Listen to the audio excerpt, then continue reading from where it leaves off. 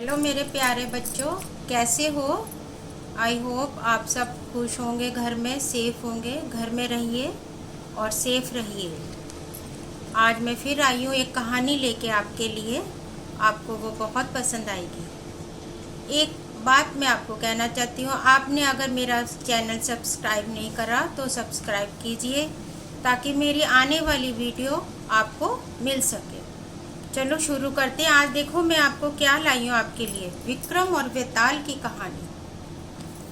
चलो शुरू करते हैं, फिर सुनिए। राजा विक्रमादित्य और तांत्रिक की कहानी है ये देखिए, राजा और ये एक वेताल है जिसकी ये कहानी मैं आपको सुनाऊँ। बहुत समय पहले की बात है। भारत में विक्रमादित्य नाम का एक राजा था। वे अपनी दयालुता और बुद्धिमानी के लिए जाने जाते थे। दयालुता क्या होता है बच्चों? बहुत जिसका दिल मुलायम होता है, किसी की भी मदद करने के लिए वो तैयार हो जाते हैं। और वो बहुत बुद्धिमानी थे। उनकी बहादुरी के खूब चर्चा होती थी। एक दिन राजा विक्रमादित्य के दरबार में एक तांत्रिक आया। उसने राजा को उपहार स्वरूप एक फल दिया, जिसे राजा ने सप्रेम स्वीकार किया। उस अनोखे तांत्रिक ने राजा से फल को राजकोष में रखने का अनुरोध किया। तांत्रिक ने क्या कहा कि राजा, इस फल को आप अपने तिजोरी में रख लेना। अगले दिन तांत्रिक फिर आया और राजा को एक और फल देकर राजकोष में रखने का अनुरोध किया। अगले दिन फिर आ गया तांत्रिक और फिर एक फ्रूट और एक फल लेकर आया। कहने लगे, राजा इसे अपनी तिजोरी में रखना। सालों तक यही क्रम चला। एक दिन कोषाध्यक्ष ने आकर राजा को एक अजीबोगरीब घटना बताई। जो रखवाली करते थे राजा की तिजोरी की, उसने कहा, देखो क्या कहा राजा को। राजा दौड़ता हुआ राजकोष पहुंचा। तांत्रिक के द्वारा दिए गए सारे फल कीमती रत्नों में बदल चुके थे।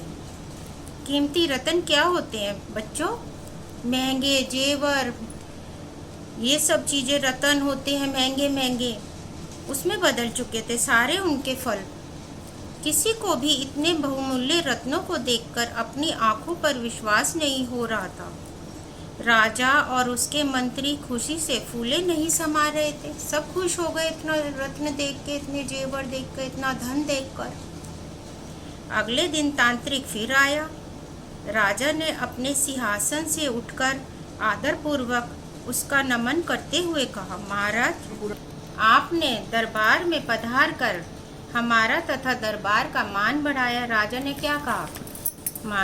तांत्रिक को क्या बोला? महात्मा जी, आपने हमारा बहुत मान बढ़ाया दरबार में आकर। मुझे आशीर्वाद दें, बताइए मैं आपके लिए क्या कर सकता हूँ। तांत्रिक ने कहा, मेरा आशीर्वाद हमेशा तुम्हारे साथ है, पर हाँ, तुम मेरी एक मदद कर सकते हो। अब वो बताओ कि वो क्या चाहते थे। राजा विक्रमादित्य मदद मांगने वालों की हमेशा मदद करते थे। उसकी स्वीकृति पर तांत्रिक ने कहा, घने जंगलों में एक पीपल का पेड़ है, उस पर एक शव लटका हुआ है। मुझे देवी को प्रसन्न करने के लिए उस शव की बलि देनी है। उस जंगल में जाने से लोग डरते हैं। तुम्हें अमावस की रात को उस जंगल में अकेले ही जाना होगा।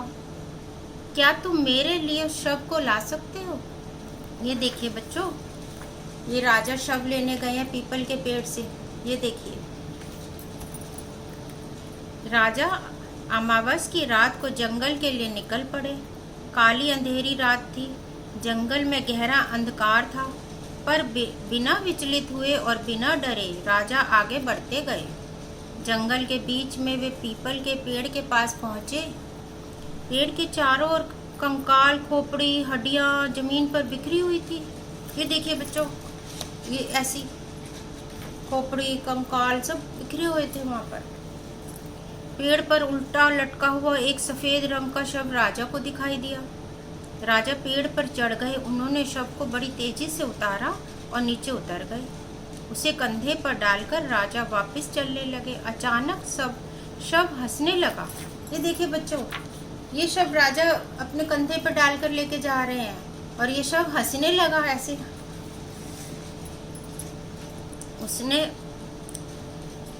अचानक शव हंसने लगा। उसे हंसता देखकर राजा को एक झटका लगा, पर बिना डरे उन्होंने अपना चलना जारी रखा।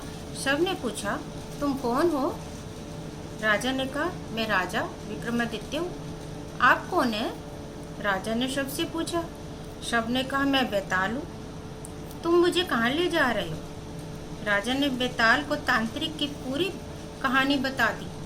कहानी सुनकर बेताल बोला, मेरा और तांत्रिक का जन्म एक ही समय में हुआ था।